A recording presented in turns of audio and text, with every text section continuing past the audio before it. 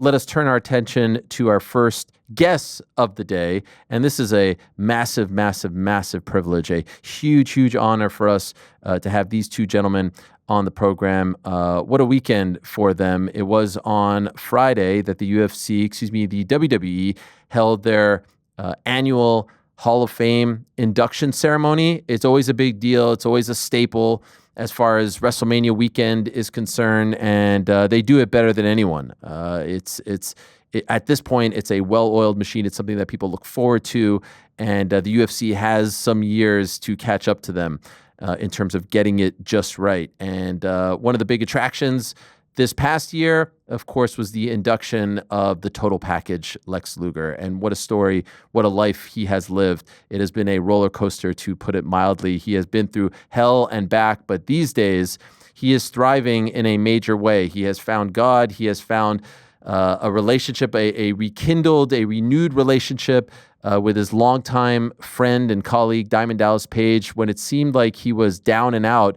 When it seemed like he may never walk again, when it seemed like he may never stand again, his relationship and his partnership with the great Diamond Dallas Page, who we've had on the program before to talk about the great things that he has done for so many others, a true salt of the earth mensch, has been amazing to see. They have chronicled this on the DDP Yoga YouTube channel. He has helped turn Lex's life around in so many ways. And there he was on Friday, standing up, delivering a great speech to a sold-out audience, finally accepting his induction into the WWE Hall of Fame. And it was great to see. And so without further ado, let us say hello to the great Diamond Dallas Page, the man who works so many wonders with so many individuals. And we say hello as well to the total package himself, the newest member of the WWE Hall of Fame, the one and only Lex Luger. How great is this? Thank you so much, guys. Really appreciate you joining us. You look fantastic. Lex, to you first, congratulations on a massive weekend. Thank you. Still basking in the afterglow. Yeah, you look like you are. You got a massive smile on your face. Yeah. It was fantastic. Great. The way they did this, they really jazzed it up with more of that theater atmosphere, almost like a Heisman Trophy like ceremony. It was like really classy, and it was always good. But like you said, they seem to be stepping up here. They even blinged out the rings this year. Yeah, I got to admit, I'm a little bit jealous. I'll try to get it on camera. I'll show it off. But yeah, they blinged the rings out. So yeah, Triple H gave me the ring. I go, wow, you guys really jazzed the rings up. He goes, yeah. Now I did a signing the next day. All the guys that are already in looked at my ring and go, man, we kind of got like, wow, we got our rings don't look like that. So yeah. It was pretty funny. I was like rubbing it in. Yeah, it's still great to get that ring, but yours is way blinger. It's the intrinsic value of it, but yeah, they blinked it out. Yeah, it didn't look like that in 2017. That's when you went in, Diamond Dallas Page. But congratulations to you, because I think that you are owed that. You were a big part of Lex getting this recognition after all these years. So it was wonderful to see the two of you up there. Can I ask you, Lex, to be back there, to be around, all those big names, to be around your friends, people you've worked with, the new generation and whatnot? I would imagine that was a setting, a scene that you probably thought would never happen. What was it like when you were in the moment, taking it all in? Was it surreal for you? Was it hard to process, considering everything you've been through? It was. I said in my brief little talk that I shared with that if you'd asked me 20 years prior, I'd never have anything to do with wrestling, let alone be up on stage with all the past and present stars. WWE and the global juggernaut it's become with the merger with UFC and TKO Endeavor. I mean, it's just a global phenomenon. And to be there, and I hadn't met most of I've interacted some, but most of the new guys, the young talents, I haven't met most of those guys. So it was that made it a really exciting evening. It's the stuff those guys do. Most of us never even dreamed of doing the athleticism with the men and the women. My gosh, right, Dee, sometimes unbelievable. The women have the best match of the night sometimes. Yeah, unbelievable. Oh my gosh, I mean, they're incredible stuff they're doing. So yeah, to be around the atmosphere of all those athletes present, and then we had Taker there and Stone Cold and Kevin Nash, all our buddies. Yeah, It was Bret something Hart. else, Bret Hart was there. backstage. Yeah, Bret was there. It was a special night. Dallas can hold the new ring up for you a little bit. Oh wow, there it is. Bad boy here. Oh wow, that is beautiful. Well done. I love it. It's got it's got the Hall of Fame across the top and the bottom of wow. it, blinged out with the diamonds and. Got your name on the side. Yeah. It's got, don't mind. I didn't even notice that. They put your name on the side of it. And the year on the other side. Oh yeah, the year and it's beautiful and good description in between. It's beautiful. It's I ever since Triple H like literally took over with Nick Khan. I mean the storylines. I mean everything seems just it was time for that next level and to see what those guys have done. I enjoyed the hell out of it, because I've been back with those guys for a while, and it's been a lot of fun, and they recognize, what work that Lex and I were doing, and it was really awesome to be there, and it's just something you can't really put into words. This may be a tough question for you to answer, DDP, but I'm wondering why I've watched all the videos. I see the way you care for your friends. It wasn't just Lex, Scott Hall as well. May he rest in peace. Jake the Snake Roberts, Butterbean, so many others. Why do you do this? Why do you care so much? Well, and I know that may seem like a countless question, but you don't just do. It doesn't seem to me like you do it for any fame, publicity. You really truly care about these guys, and you could be living a great life and kind of like sailing off into the sunset, but you're doing this to help your buddies. Why? Why do you care so much? Oh, gosh, it choked me up a little bit on that one. My wife says I can't help myself. It's like even when, and my business partner, Steve Hughes, set this up for us today. So, everything goes perfectly. We're what a team. Yeah, like the best yin and yang you've ever seen together. And like we both can be fried. And I mean, fried. And if something comes up like Dory Funk Jr., when Marty, his wife, I literally just got off the phone with her, when she said, is there any way that you think Dory could do this? And I said, yes. I said, give me your number. I said, I'll tell you what, here's my number. Text me tomorrow. Because I always put it on them.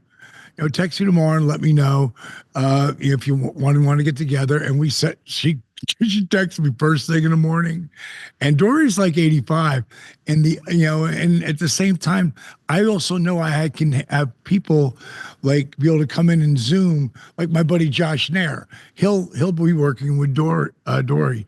Hey, Steve, you in here? Oh, he's out of here. Okay. And one of my other instructors, Tommy, I always get his name wrong when I say his last name. Let's call him Stratus. He's been working with the Butcher, Abdullah the Butcher. Wow. So when I hear that those guys are actually putting the work in, like I showed up. Eric Bischoff and I just did episode 83 weeks here at the Performance Center. And I said, we're going to go see Abby. I'm going to surprise him. He's like, you're going to see, I'd love to see that. I go, come on, bro, let's go. And Abby was literally sleeping in the chair, like watching TV, and he was asleep. So I sat down in the chair across from him, and I was, Abby, wake up.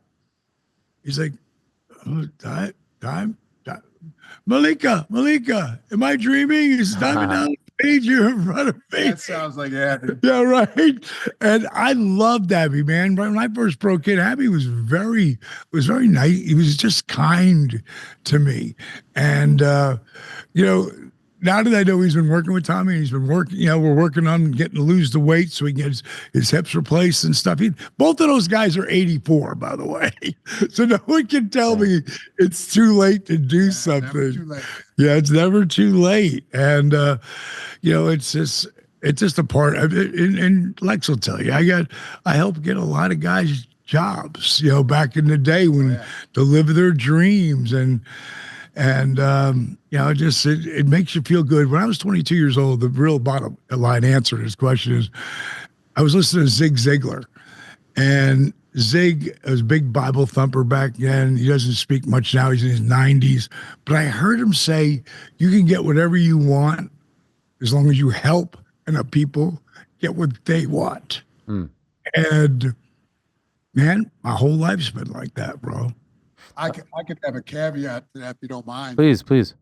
In my experience, the time I spent with Dallas has been so special, especially these past 13 months. And I believe you mentioned that I'm a person of faith now, which has totally transformed my life. I know now that God creates everything and everybody. He created us in his image, I believe. But we're all different.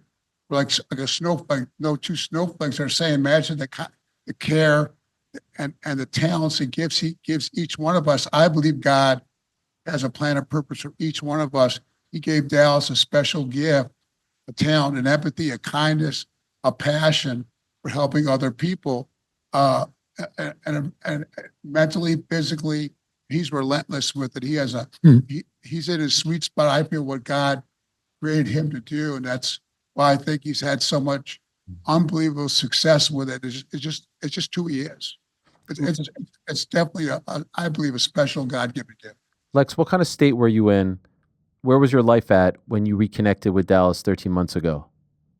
I was pretty much even the most simple things of brushing my teeth or getting out of the shower was not only difficult but dangerous.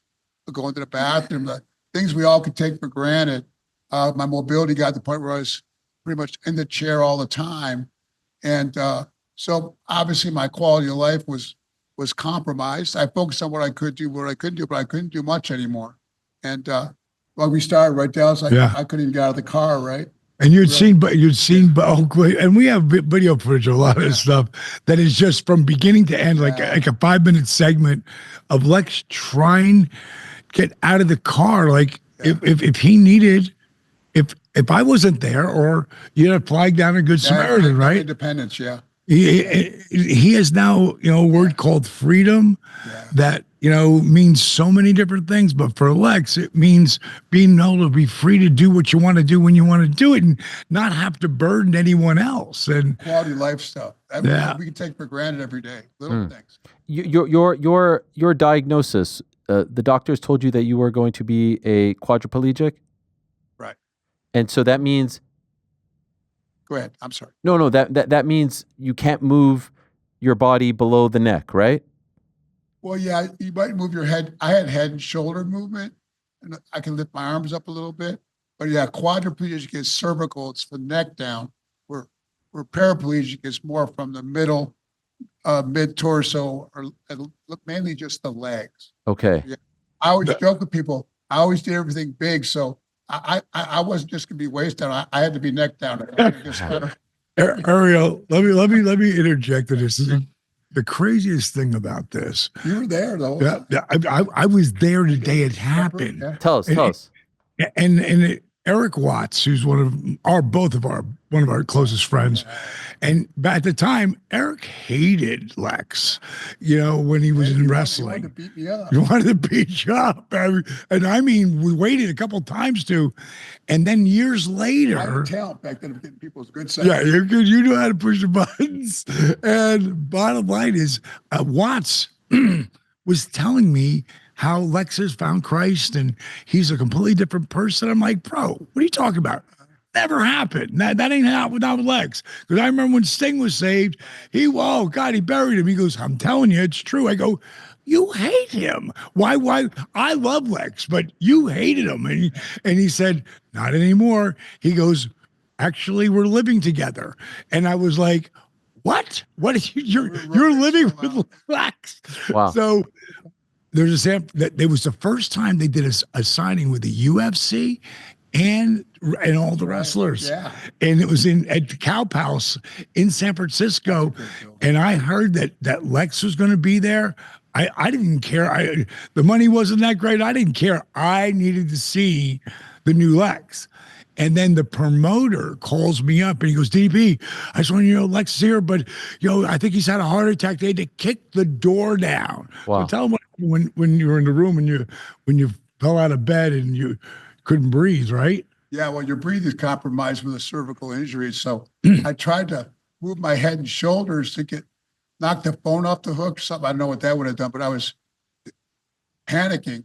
I fell down to the floor and I was like in a metal suit with a bag that pulled me through the floor. I didn't know what was happening. I didn't know what I thought I was dehydrated or something. He was dehydrated. Only Lex Luger I thought I was dehydrated. could be completely paralyzed. I felt muscle function. And I was up against that nightstand with my chin tucked with compromised my breathing bars. So I literally thought I was going to suffocate. So the EMT, and there's a man and a woman, they put him in a chair. That's when I see the door blown off the hinges because they kicked the door down. The battering ram and that. And Lex is sitting in a chair. He's like, "Hey, D, what are you doing here?" I go, I came here to see you. I go, "Are you okay?" What is? I give him a hug, but I didn't really notice he didn't move. Drinking Gatorade, thinking I'm dehydrated. Lex says, "Sure, I'm good." I'm like, wow. And the EMT is, "No, you're not. I'm paralyzed from neck down. I'm good." He's good. It's a true story, man. Wow. And the EMT goes, "You have to go to the hospital." And Lex says, no hospital. I'm like, bro, I'm thinking it's a heart situation again, right? Yeah. I'm like, have to go. And he's like, "Well, you think so, D?" I'm like, "Yeah." He goes, "Well, my hips." He was supposed to have hip surgery like a week later. Yeah, get his both hips replaced, and we're charging back in the ring. Right. So bottom line is, he says, "I can't really stand." And I said, "I got you, bro." So me and the EMT picked him up, put him in the gurney, and off he went. I had no idea.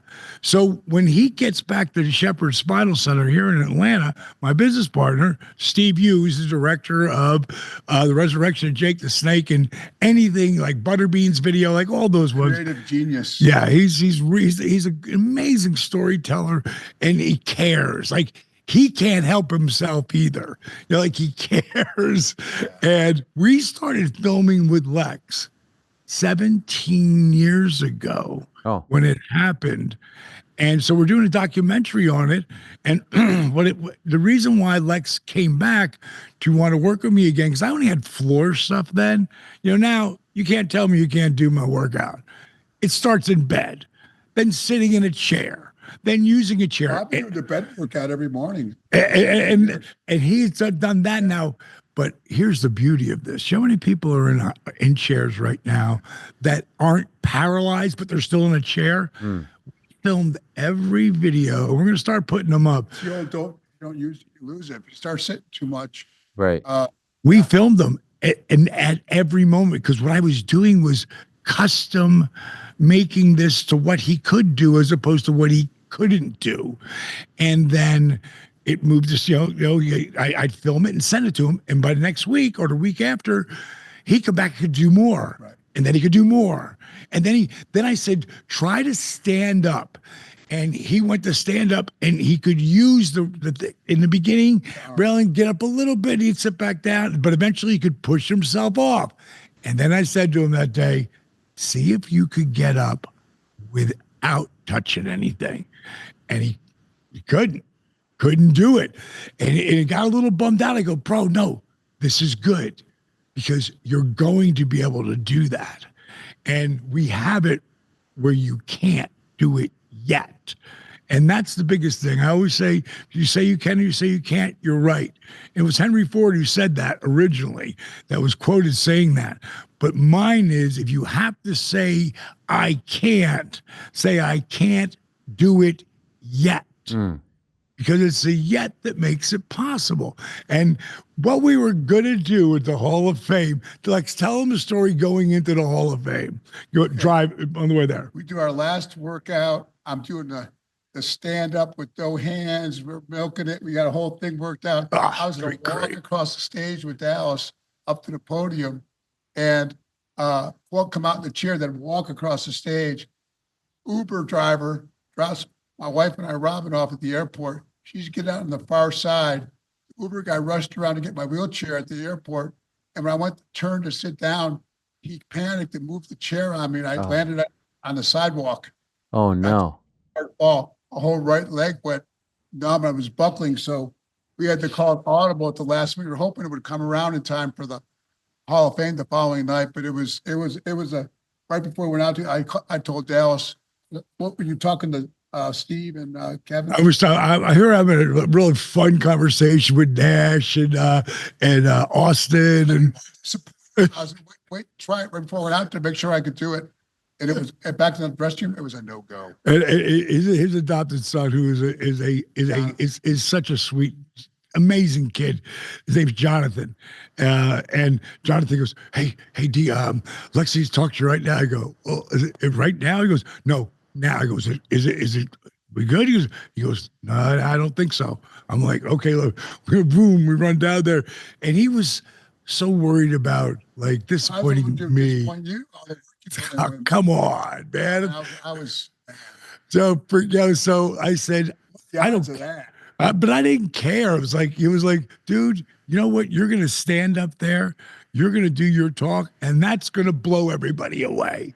Like, don't worry about anything else. And of course, to show up. Of course, Lex being Lex stops about 4 or 5 feet from the stage or from the podium, and I'm like, dude, I go to put my arm around him, and he didn't remember saying this. I just reminded him. I go to put my arm around to help. He goes, "Get your hands off me. I'm good. I got this.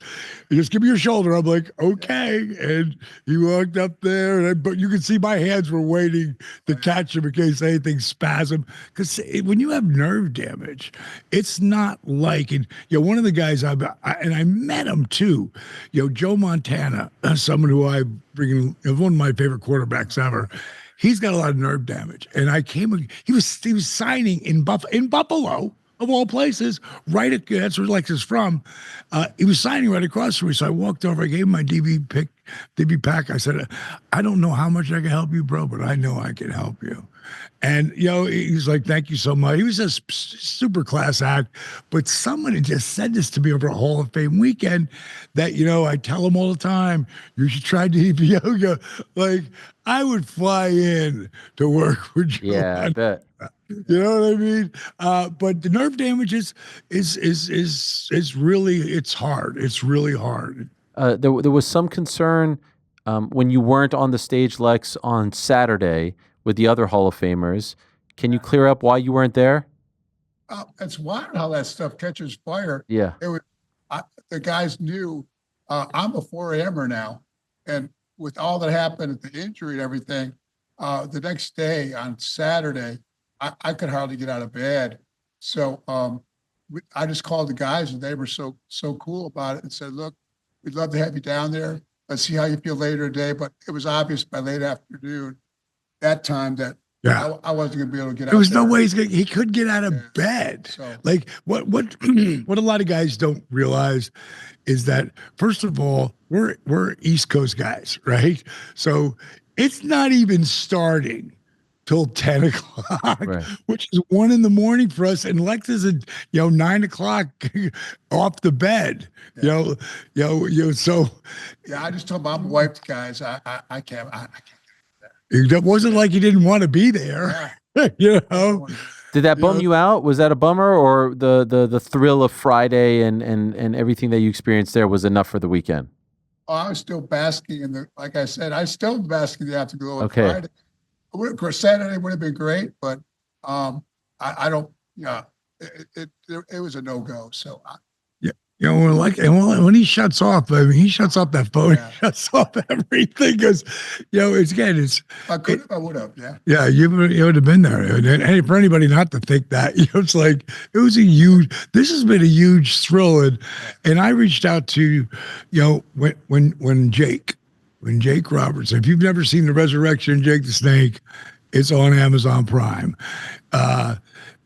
When I reached out to Paul Levesque, who, when I broke in as a manager in AWA, my next job was with Dusty, Florida Championship Wrestling. Then Dusty brought me into WCW. But at some point they were like, he's basically too over the top for professional wrestling as a manager. And I start working. Well, when I start going to that power plant every day, who's there with me? Terrorizing. Paul Levesque, Triple H. And so me and him became really good friends, man. So we, over the period, I remember Terry Taylor, we were at this restaurant somewhere, and he had gone into the restroom, And Terry Taylor had said to me, he goes, I really like that kid. He's got your work ethic. I said, yeah, and his age. He was like 22. I was 36, and he had more experience than I did. But, I can't, I was going up to do the very best of Nitro, and I had, come by. We were What did I supposed to tell you when you were breaking in? What? Don't quit your daytime. Yeah, job. Lex told me, don't quit your day job, bro. Wow. You're never gonna bet. I mean, Michael PSA I was just so laughed in my energy, face. But with Jake, I'm doing the very best of Nitro, right? So I come in to film it, and me and Paul have a meeting afterwards, and I was like, "Hey, bro, I'm not saying I'm not crazy enough to say I'm gonna get Jake the Snake Roberts sober, but he's 60 days sober." And Scott. Scott just came in too, and I'm not saying either one of those guys I can get, but What a just duo. want to, yeah, right. I just want to put it on your radar. That's all. And then, we both know that following year they both went in the Hall of Fame. Yeah. And when it came down to Lex 2, I just let him know what we were doing. And just wanted to let you know I was working with him, man. And yeah, I kept him abreast as we went along this journey. And I You're mean, the renovation specialist, like off of the HGTV. You with all speed up old wrestlers. Your resume, Lex, would certainly warrant being in the Hall of Fame long ago. And I've heard you talk about your mom every year before she passed. She would ask you, when are you going to get in? Are you going to get in? Do you think you're going to get in? When you would see the years go by and others who, no knock on them, maybe didn't have the resume, the accolades that you had amassed in your career, would it bum you out? Had you given up hope at this juncture that it would ever happen? Well, I've been through in my life. And where I'm at with my faith in the good Lord, I don't give up anything. There's a verse in the Bible where Jesus says, disciples are asked, said, well, humanly possible. That humanly that seems impossible. God, anything is possible. So I don't ever yet. He just said, say yet. Anything's possible. I believe pretty much. But I just felt like, my resume was there. I don't know what criteria they chose each year. I thought maybe eventually it'd be a huge honor if I ever did. If I did, it didn't change maybe the accomplishment I had in the ring. Maybe my outside of the ring stuff influenced me not getting in. I know there's consequences for decisions we make in life prior. I understood that. And if I didn't get in, maybe that was the reason. I didn't know for sure. But obviously, it was, my mom was so low keeper to ask me every year. I knew it meant something to her. It was just thrilling to be able to get in this year. And a lot of it, I call Dallas the drip special. Dripping Triple H all year long about I'm working with Lex and sending her little inside clips, right? Yeah, I didn't show anybody but him. So because I wanted them to see. I say even the Hall of Fame thing, a huge part of my mobility, increasing my quality of life with this guy. But I think that 2025 maybe or probably wouldn't have happened this year. Wasn't for D here, so No, whatever. Unreal, The man. bottom line, it did. We're super grateful guy. and grateful to the WWE for making it such a big thing, and bringing Ben Brown and Triple H and just the whole crew there. They put on beautiful. I don't know if you got. I'm sure you did hear Triple H's induction, boy. Well, I love the way he started with his parents. I've met his dad before. Super guy. They were celebrating their 61st wedding anniversary as their son, which was all about, bringing HBK and Taker, like those guys. And of course, Nick Khan putting that all together. So that was the surprise, because a guy like Triple H, he would never have put him in he just wouldn't have done it. He wouldn't have put himself in. But those guys doing that and to be a part of that class, very, very special. Michelle Cool. Class. Taker's wife. What a beautiful speech Taker had too, and about his wife. And then she came out. She just nailed it. It was beautiful. HBK made me laugh out loud. a number of times. Everybody had a really good time there, and it just, like I say, very, very late, even for me, and I'm a nightclub guy. Would you add in? I didn't get to bed till 3:30 in the morning. Which is like, yeah, but 6:30 in the morning, and I'm 69 now. It's not like I'm 49. So You look fantastic, still at 69, better than most of us. What's amazing about your story, Lex, is that it's not just the injury; it's everything before that as well. Everything that you've been through. I think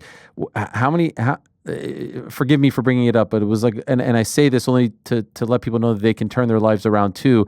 11 or 12 arrests, I think it was. Was it in that vicinity? Like you. A really dark path for a while, make a lot of bad decisions. Yeah, and it's just amazing, and unfortunately in pro wrestling we've seen a lot of people not get off the bad path and onto the right path and be in the position and in the state as far as happiness and gratitude that you are in now is concerned. Were you ever cognizant of the fact that you were going down the path of so many others and it appeared as though you weren't going to get off of it? Because it felt like, unfortunately, you were going to be another one of those examples. No one wanted that, but it just seemed like it was snowballing. Yeah, I heard I was voted most likely to be the next wrestler found dead in a hotel somewhere. I read that one time back then, but when you're going through it, you always think, well, I can, it's my own body, I can do what I want with it. And I went down that path with drugs and alcohol and excess and really make a lot of bad decisions. I was a stubborn one, and I wouldn't listen to anybody. I wouldn't get the help. I always thought I could fix anything. I was always also a supremely confident, some say arrogant individual. And I was always trying to change it. Yeah. And I had to really reach, here in terms of rock bottom, the end of your rope. I had to reach the point where I was in such a bad way. Miraculously, I didn't end up not making it, but I was at the point where I said, I can't fix this. I had to be God allowed me to be totally broken down. I had to get myself out of the way. When I got down on my knees, asked Jesus to become my Lord and Savior, I didn't have to be convinced. I was, Jesus, save me from myself. Heavy. Save me from myself. I was at that point. I was at the breaking point where I was broken enough to look up rather than around and think I could fix it, because I was the problem. I called Lex the cyborg because he could just go through anything. I remember one time, and I didn't get, they only gave us so much time to talk, but I wanted to tell the story about Lex. Like, I've worked out with Lex a number of times. My weight's nowhere near his weight that he's moving, but I spotted him one time, 405 pounds, ass to the floor. I didn't touch him till the 25th rep. Like, that's the kind of mindset that Lex, and he took it everywhere, even when it was not a good place. He still took it there, and he could fix it. Yeah, but there's sometimes you can't. Unfortunately, my all-in attitude, some of our greatest strengths can be our greatest weaknesses. Right. Came to certain things that definitely put way down a bad path for sure. I've also heard you say that you think it was, you had a big workout, you're on a flight, you're sitting awkwardly, and then it's just the next morning you find yourself in that hotel room. Is that actually what happened? Like, do doctors know exactly what happened to your body, where you could go from having an intense workout, seemingly healthy the day before, and then you end up essentially paralyzed the next day? How does that happen? Yeah, I've been around world-renowned neurologists. They said that the intricacies of the human body God created are so immense that they'd only be guessing. Their best guess is they put in a category called transverse myelitis. And the world-renowned neurologist who worked with me at Shepherd Center, Dr. Bill, she said, Lex, that's the category we put spinal cord injuries in that we can't explain. He goes, you have an injury that was swelling, massive swelling from C5 down to T5. We took the x-rays. You had a little bit of stenosis. There's nothing there indicating why it happened. They go, your theory about the plane may be plausible, may not. That's what I think happened. But he goes, it could have been a factor, maybe not. So they really, really don't know. Wow. I don't know about you, Ariel, but if I'm looking here, I'm looking at Lex. and I turned and looked at you like this, I'm not there for more than 30 seconds. Yeah. If you're standing there, I'll go, bro, move over here. Because our necks, think about it. You know, and They took a beating. yeah, they took a beating, and you really don't really feel it till you get into your 50s. And then it's coming to your 60s, and I'm knocking on the door of 70, you know? So I'm constantly, and that's what DDP yoga comes from. You know, that's where power cuffs comes from, being able to heal your body, because like nothing tastes better to me than feeling really good and not in pain. So Yeah, but you were using the ice bag therapy. yes, take all care of his that. body towards the end of his career. I were in the locker room. I used to make fun of him and say, "Look at Gumby over there with his yoga mat. Who got the last laugh on that one?" Yes. I'm like, Do you, for you, Diamond, do you wish that there was something in place? You know, like in the NFL, there's a sort of pension for the retired players, and I know WWE tries its best to help guys out, but you know, we've talked about what happens to guys later on in life, and how it's difficult when the music stops, so to speak. Do you wish that there was something a little bit more? You know, a little bit more regimented in place to help people so that they don't go down a bad path post wrestling? You know, I think it's first of all, everybody knows what they're getting into when they start this. Yeah. Like there's no one who doesn't know. You know, and all you gotta do is take that first bump to go, wow, this fake stuff hurts like hell. yeah, I had almost 5,000 matches. That's almost like 5,000 car I wrecks. would say Right. I'd say like 25,000. You know, like every match would be like 4 or 5 car accidents to normal person. You know, and I would believe at some point you will see. I mean, the WWE has made so many changes for the better over this last just couple of years. I think it's Legends something. program is great. Yeah, the Some Legends potential. program, and what there's so much more recognition. I don't know what word I'm thinking. Those guys recognize a lot, and you got to remember, who's a cat who's one of us is like I always say, the biggest star in the world. Oh, he's a wrestler. His name is Dwayne Johnson. He's a Rock. Well, the biggest guy in control right now, who is Paul Levesque, aka Triple H, is one of us, like he'll always be. And I think that it's the program's getting better. Acknowledgement. Like there was a point where I'd go to see Cody. I think it was at Bad Blood, and the WWE had put out the thing, because a lot of these kids, they weren't even born when we were over, you know, when we were having our run. So they don't know. So they literally put out a little paragraph on each one of us that they knew were coming in, and don't just say hello to them, walk up and thank them.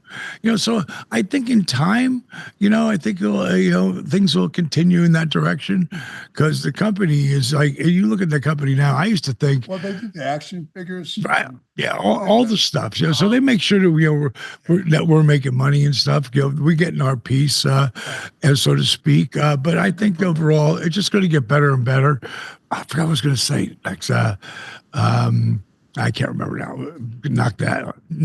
Lex knocked it out of me. Yeah. We can come back to it. Can I ask maybe a difficult one for you, Lex? Do you think if Vince McMahon was still around that you would have been inducted, or you know, does he still hold any hard feelings towards you showing up on Nitro?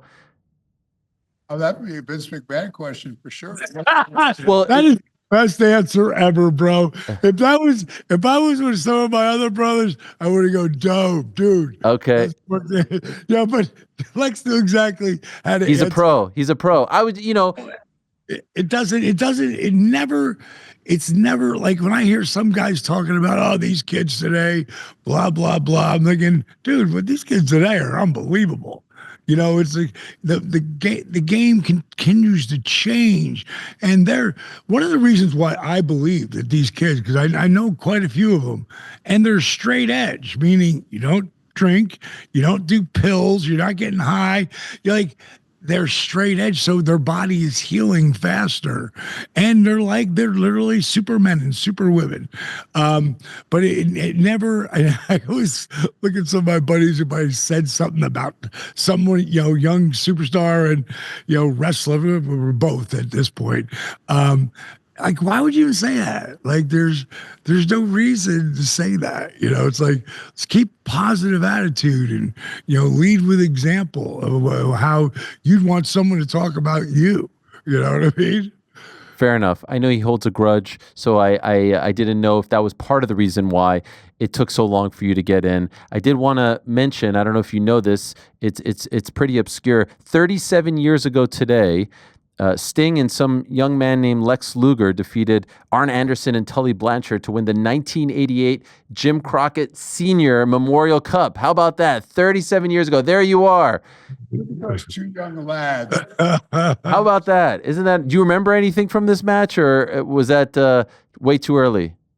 No, that was fabulous. My gosh, but Sting and I have had just an amazing relationship for almost 40 years now. So that was our first big deal we did together. The Crockett Cup kind of kicked off our careers, how they parallel each other, and our relationship as a friendship. So that's a great shot right there. Thanks for pulling that up. And they had a great gym too, and a couple of them. Oh yeah. The main event.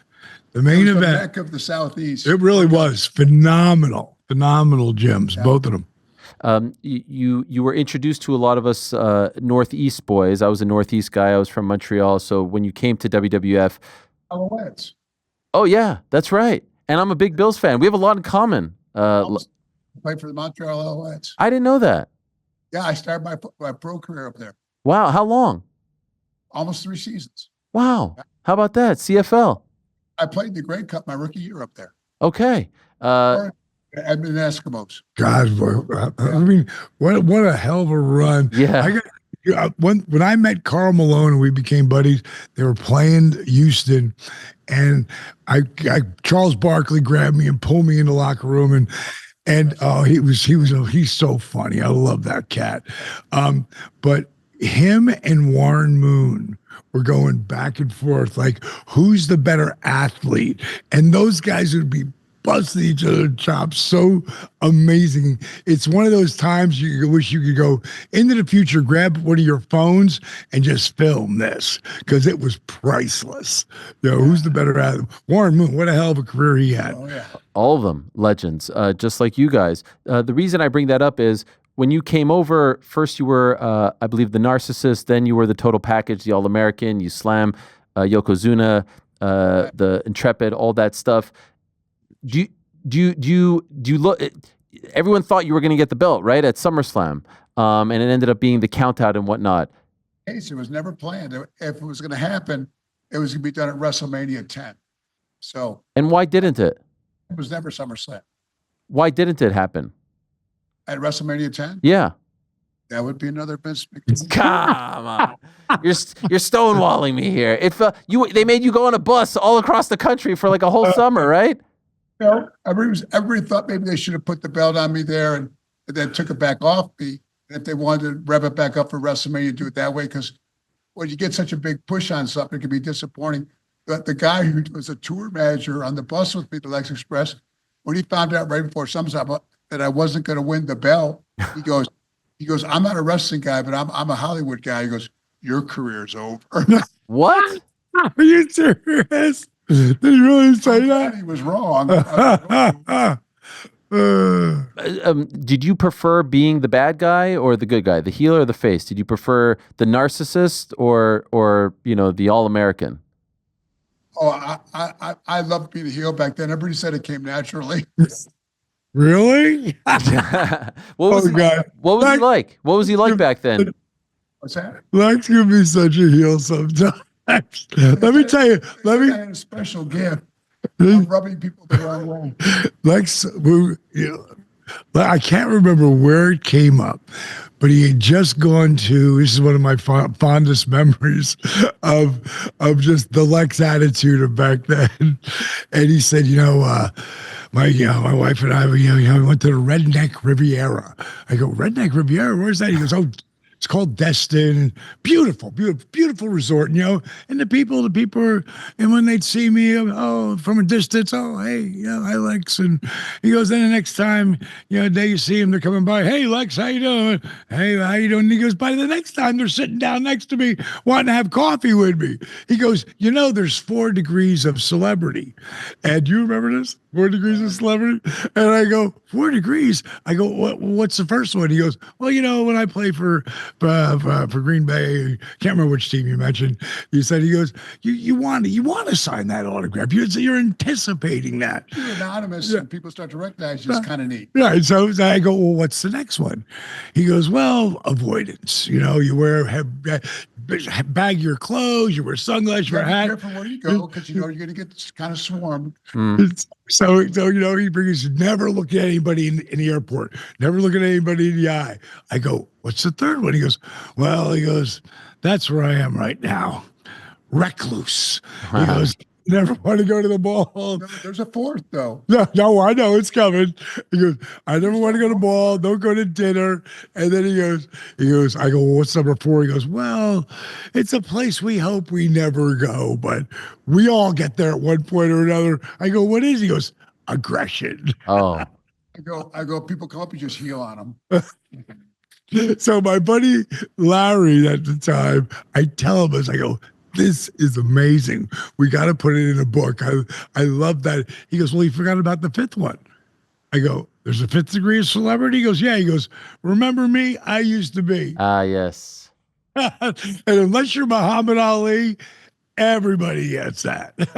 You know what I mean? Are you guys still, obviously I know that you were at the event recently in Atlanta, DDP, but do you still keep up with it? Do you like the product? Are you fans of the product? There's a lot to watch these days. Yes. I mentor, a lot of guys, especially try to keep them with a positive attitude. There's a lot of guys out there that I love, Damian Priest, I'm the big, when Dominic Mysterio, remember, just go back a year or so when he had the incredible heat that he had, I said I would put that, I'd put him with a guy like Kevin, big guy like Nash would be, right? And I said, I'd never beat that kid. I said, I'd put a freaking Intercontinental champ on him and just zoom with him. So when he went over, that was the biggest pop of the night. Yeah. That kid went over, man. And, I sent him a text saying, dude, can we have the same birthday? And I said, just keep doing what you're doing. Always stay, but when you go through the curtain, to me, it's like always stay humble, keep your feet on the ground, keep reaching for the stars. Like, I just loved seeing him, get that moment because that's a WrestleMania moment right there. Oh, it was amazing. And then I've got so many. Karrion Kross, I think Karrion Kross is one of the most talented. His beautiful wife. I mean, they're a great team together.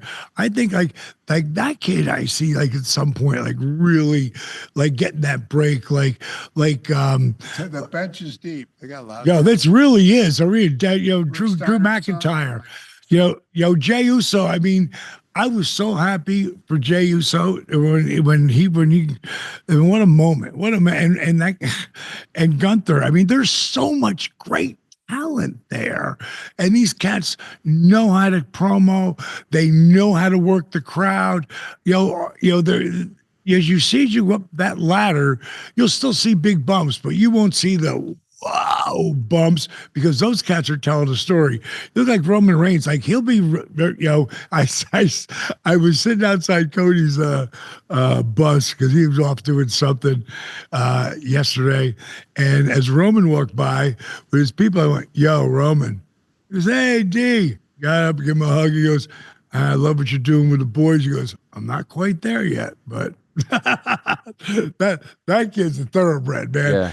Actually did DDP Yoga with me back when I didn't know him at the time, but he played for Georgia Tech. Wow. And he used to work with Georgia Tech all the time. Me and Yoga Doc.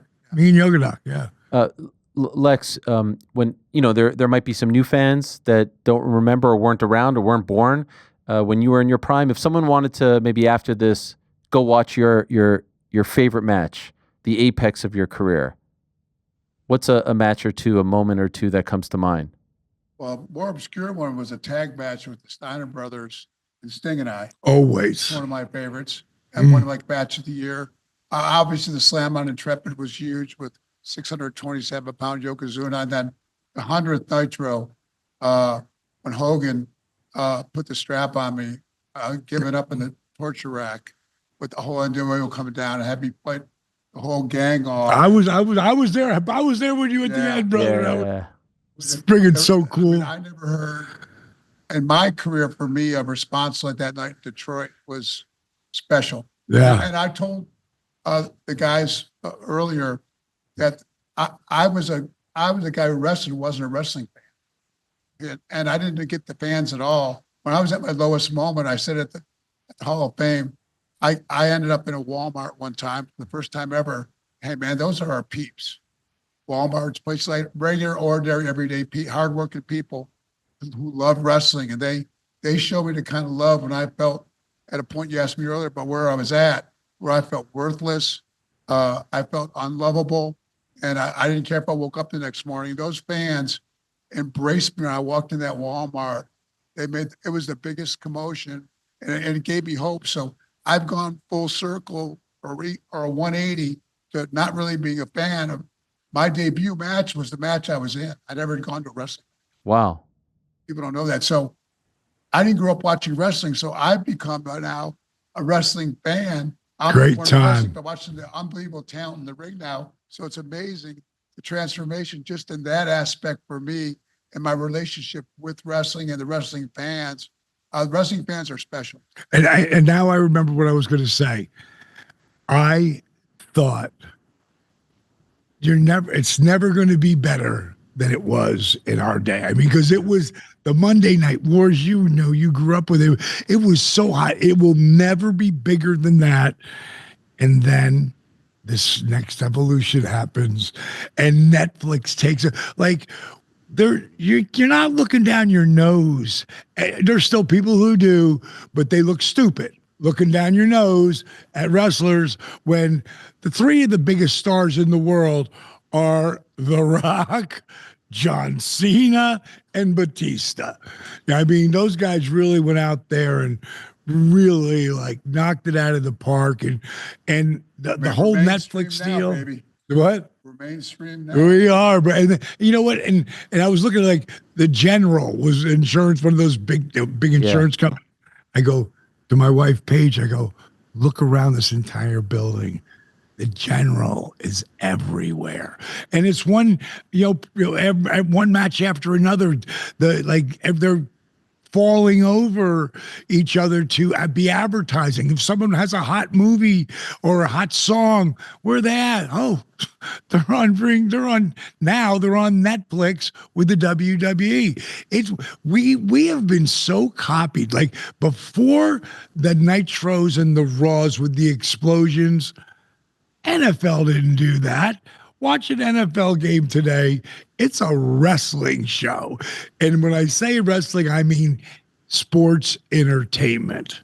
Well, I think we make a special connection with the fans, our characters, our Yes. persona.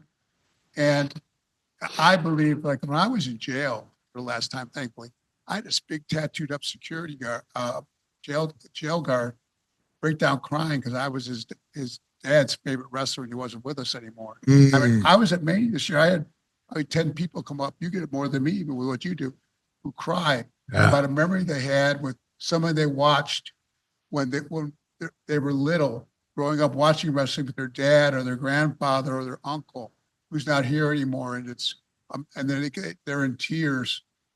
There is a real connection, a personal connection I can't even explain between wrestling fans and the wrestlers, and it's really something very unique. Yeah, and it's mainly, one of the biggest reasons I believe, besides we're exaggerations of ourselves, is because we're also in your living room. Like back when we were up, we were on every Monday Thursday, Saturday morning, Sunday Then you're up morning, with us, and then Sunday night once a month for a pay-per-view. And now Netflix is in front of God, 300 million freaking subscribers. And it's still everywhere else too. So Peacock and all that, it's a very, very special bond. Social media. That's all Yeah. we're driven into. Right. We're envy of social media. 100%. The NFL is envious of our social media. There's no better fans than wrestling fans. There just isn't. I mean, they care. They legitimately care about you. Lex, what would you say to someone right now who maybe is going through a tough time, some of those tough times that you went through 10 years ago, or 12, 15 years ago, 20 years ago, who feels like there is zero light at the end of the tunnel, cannot see it, can't even fathom the state that you're in now, the happiness? I mean, I see you're in a constant state of smiling. Like, look, you seem healthy, you seem happy, you seem very content, and can't even wrap their head around that. What would be the message for someone like that? I guess Dallas and I are kind of the same mindset. I guess, number one, don't ever give up hope. If you're still breathing, your heart's beating, there's hope. Number one. And number two, I just decided that I was going to be a windshield guy, not a rear view mirror guy. A friend told me there's a reason that rear view mirror is way smaller than the windshield. Stop looking at it all the time. So no matter what you've been through, what you've done, bad decisions you've made, or what's happened to you, either emotionally or physically, if we can put that behind us and keep our eyes on the horizon, keep on moving forward. I tell people a great quote from Martin Luther King Jr. was, if you can't fly, run. If you can't run, walk. If you can't walk, crawl. And I said I had to roll, even if it's in a wheelchair, but keep on moving forward. So don't keep on looking behind. Know if you're breathing, if your heart's beating, God's got a reason or purpose for you. He's got a plan for you, and just keep on moving forward. Beautiful. Speaking. Anyone can do that too. And I mean, anyone. We are the 6-inch piece of real estate in between our ears. We are our inner voice. Well, Winston Churchill said, never, never, never quit. Never quit. Just keep moving forward, man. Because everybody can do it. You can own the story you tell yourself. You can own that. You just got to work at it. What is your plan, DDP, for Lex? Like, ultimately, where do you want to see him? Are you guys joined forever? At some point, you let him fly and go on his own. We'll always be joined forever. Yeah. We'll always be joined forever, man. It was such a special spot, just like with me and Jake. And I was the first guest at his new beach house. I saw that. They got you a room, right? Yeah, with a special ensuite with all ADA. Oh my gosh. This guy is something, man. That's my wife, Paige. Yeah. She was like, because I was saying, listen, because when we were building it, and Steve and I were talking about, because Lexa said, what a beach palace. Wow. It's been a long time since I had my feet in the sand, like over 20 years. In almost 20 years. Yeah. So, Paige, we started talking about that, and she's like, we're going to make this ADA, right? Is that what you say? Yeah. ADA room, and she goes, we're going to make it the beachfront. I go, perfect. So it's the Lex Suite. The Lex Suite. She calls each one of them beachy names all over the world, because she's been all over the world, and it'll always be known as the Lex Suite, though. I love it. You're one of the most impressive human beings that I've ever met, D, because like you are so inspirational, you are so selfless, and I feel like you could make a living just doing motivational speaking. It just is uplifting. I feel better about myself just speaking to you today, being in your virtual presence. And out of the way. I got to tell you, do you know my buddy Marlon Ransom? Have you met him? Of course, yes. So Marlon said, and this is his words, he goes, don't forget to tell people that they can get booked by me to get you out there, and you're doing corporate speaking. Yes, I was setting you up for that right now. I was just setting you up for this. So what are you doing? Oh God, it's just I speak on a bunch of different things, and it's really all wrapped wrapped around, living life at 90%, the concept being life's 10%, what happens to you, and 90% how you react to it. Like, again, I teach people, through my talks, through my story, like, what's your why? Like, a lot of people don't even understand what that means. Like, what's your why? Like, why are you doing this? If you go on DDP Yoga app, okay, it's go to ddpyoga.com if you go there, because we always got some kind of sale going. You'll never get on iTunes or Google, but if you go there and you try my thing for free for 7 days, the first thing you should do is the list. It's the very first little tile that we've got up on the app. And the very first thing, when I take you to the list, the first thing is what's your why. Like, you have to know why you're doing something. You have to understand whether it's for your physical. It should always be about you and your physical health first. But a lot of people, from my kids or whatever the reason is, whatever it is, whatever makes you really start to, not just change your life, but own your life. And, then we get into SmackDown. Of course, that's my acronym: specific, measurable, achievable, compatible. K, keep it going, do it, own it, write it down now. And then I get into a lot of videos that are inspiring. That's what you want to really be around. You don't, we are the 5 people we hang out most with. And it's so important, to choose your friends, properly, because your friends can pick you up or your friends can pull you down. And I try to give people, like, as I go through my story, I don't just tell my story and I'll personalize it for every different company I go in to talk to, depending on what it is. But each one of them, I leave with that you can own this story you tell yourself, and I'd show you how to do it. It's not that hard, but a lot of people will say, well, I can't do this or I can't do that. You're right. Again, say yet at the end of it. I can't do it yet. And, I try to bring it. It's not just a mental state of mind. It's a physical state of mind. Like I say, I'm just turned 69 and I'm not training for 70. That's going to be here tomorrow. I'm training for 80, 90, and 100 plus.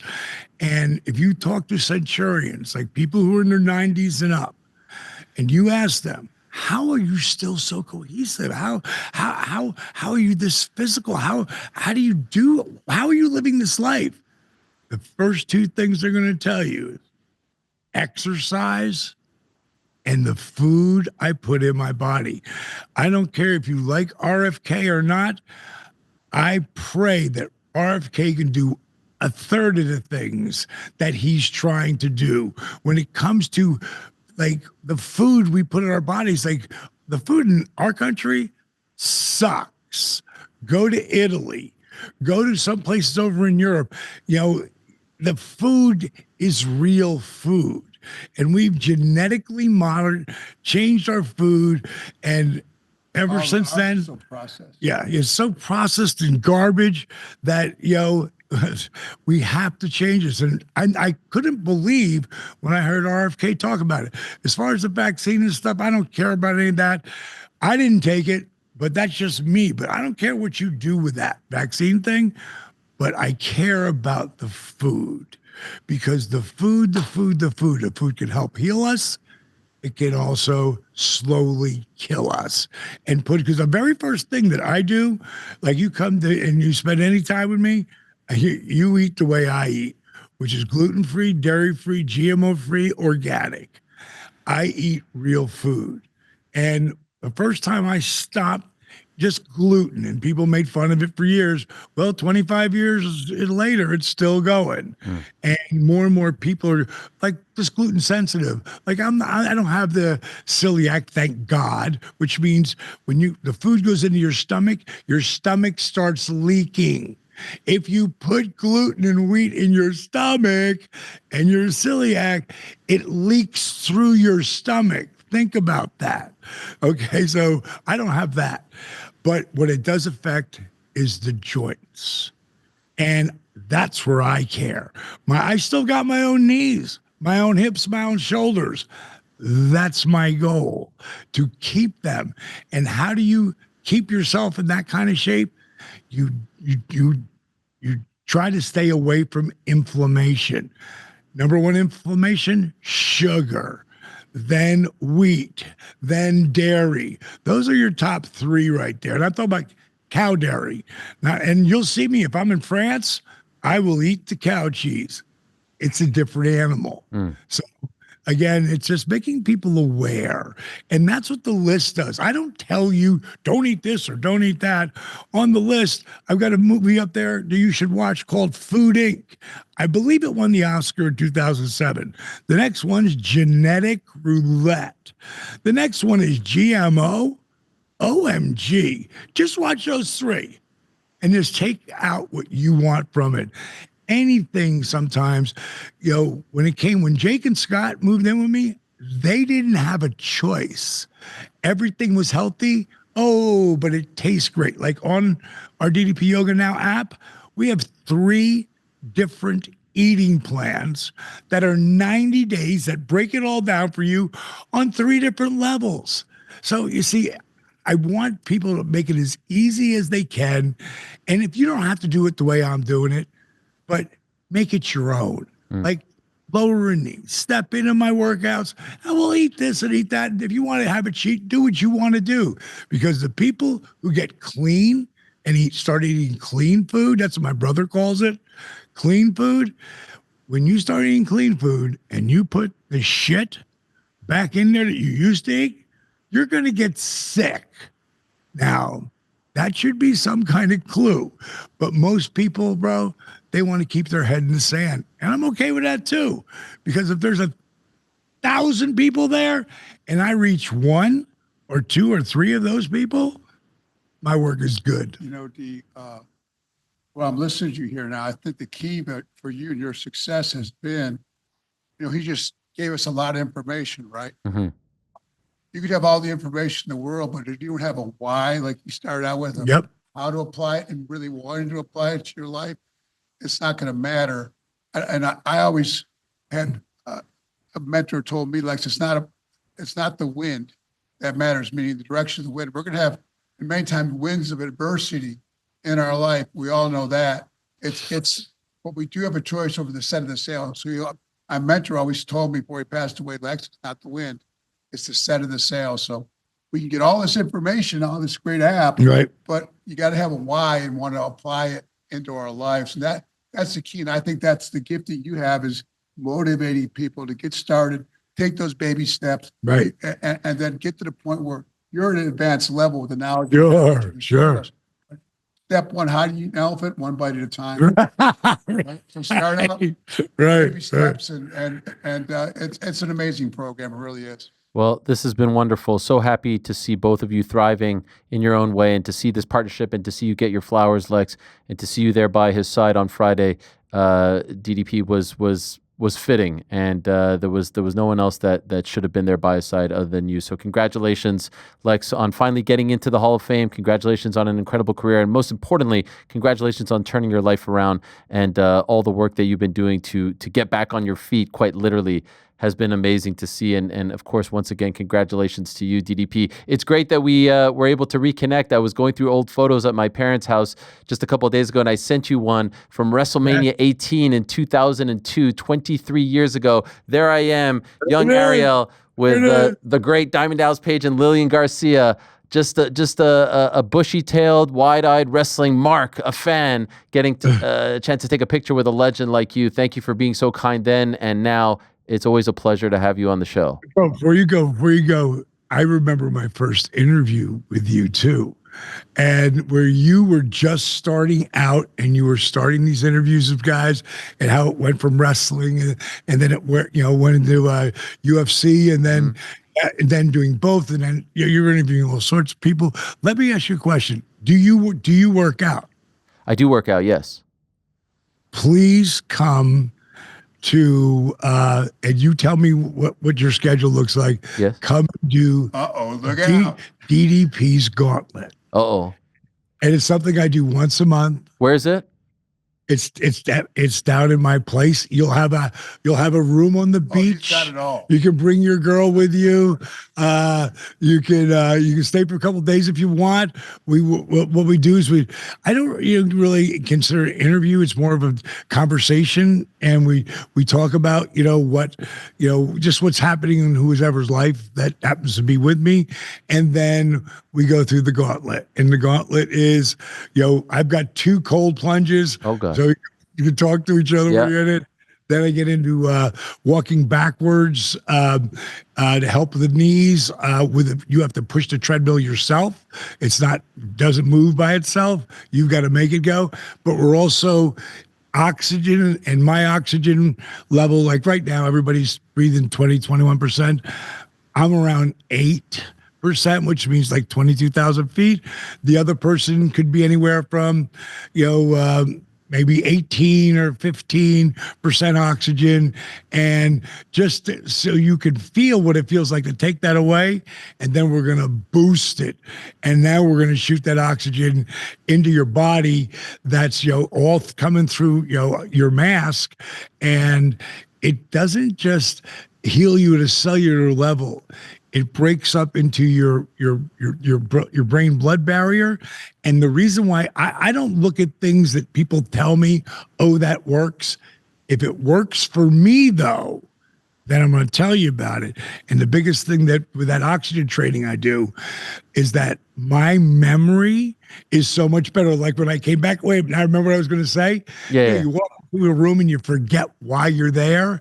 I was doing that all the time until I started this. And I didn't notice a difference till about 3 or 4 months into it, because everything comes down to doses, like how often you do something. Reps. It's all about reps. Repetition is the mother of learning. But then I started realizing, wow, I've been walked into a room and forgot, why am I here? So I started keeping a journal. The most I've gone is 34 days. I just screwed up the other day and couldn't remember. I was 22 days in. Because when your brain, because all this, everything, this body that God gave us means nothing without your brain. It means nothing without having your memories are who you are. And so I go from that to the mat, from the mat to power cuffs, cool down on the mat, then hang upside down in a yoga swing, which is the most unbelievable, feeling of stretching out your spine. So I would love to have you come down, bro. Thank you. And like I said, bring your girl or whatever, and we'll set it up through Marlon. I don't know if we're to end with stretching his spine. That kind of makes me cringe a little bit. It's actually amazing. Again, Paige turned me on to that. She is my person. And the food will be incredible. It'll be healthy, and taste great. Thank you. I appreciate that invitation, and I would love to come, and we will try our best to make it happen, sincerely. For now, though, we say goodbye. Thank you so much to the both of you. Congrats, Lex. Congrats, DDP, on everything you are doing, and it was a great privilege to have you guys on. Thank you so much. Thank you, bro. Appreciate it. Thanks. There he is, the new Hall of Famer, 2025 class, Lex Luger, the total package, the narcissist, the All-American. What a career. And the one and only Diamond Dallas Page. Thanks for watching this video. Before you go, if you haven't already, hit that subscribe button for us. Also, give us a thumbs up, leave a nice comment. These things go a long way. And while you're here, do check out the rest of the channel. We've got live shows and full interviews, clips, and a whole lot more. We're doing big things here, and we appreciate your support very much.